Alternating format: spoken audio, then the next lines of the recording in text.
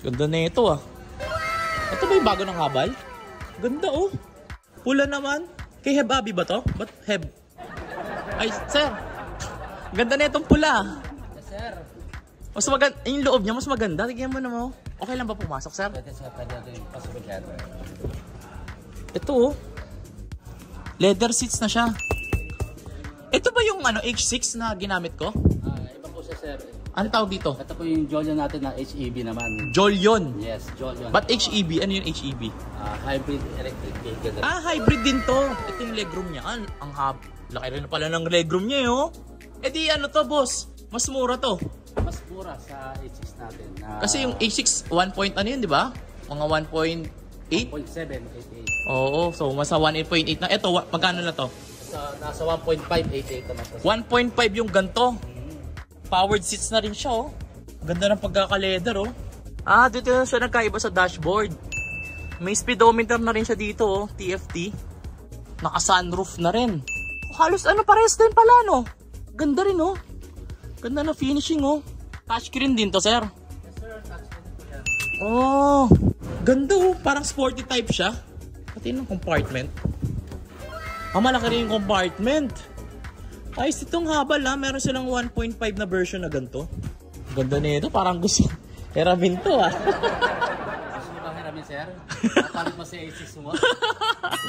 Para maiba lang. Oo, wala problema. Oh, sige. Para hindi nakasawa yung blue. May red muna. Red. Red naman, red. Red naman, red. Okay, Jolion HEB. Sige sir. Good sa? Good dyan ha? Baka pagalitan na Boss Ruben ha? Di yan? Okay. Alam na. Start na natin. Hybrid din pala siya. Oh, hybrid niya. Walang narinig eh. Pero naka-on na siya. Touchscreen din. Oh, ito rin sila. Same lang. Ikot-ikot lang din. Ito yung lagayan ng ano, drinks. Compartment. Ito yung halaga dito. Nabubuksan ba to? Ayun. Yung maganda dito sa 1.5 ganito na kayo. Pwede. Sulit. Sulit ang Jolion. O sir, paano? Kunin ko na muna to ha. Let's go, let's go. Ito yung parking niya oh. Hindi inano lang, pinipindot lang din. Kita dito yung ano, speedometer oh. Sa unahan. Ayun oh. Ayan yung speedometer oh. Pag gagalaw ako, magkakaroon ng number yan. Ayun oh. Ito yan.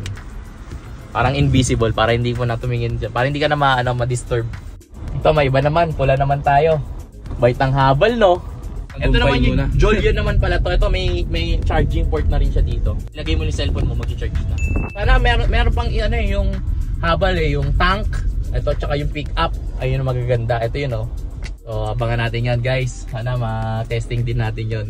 So ayun guys, sana makapagpasakay tayo ng isang mga follower dito, no? Para kahit pa paano ma-experience nila yung ano, yung habal. So like, comment, share. Thank you for watching. God bless from Jowa Motovlog. Peace out.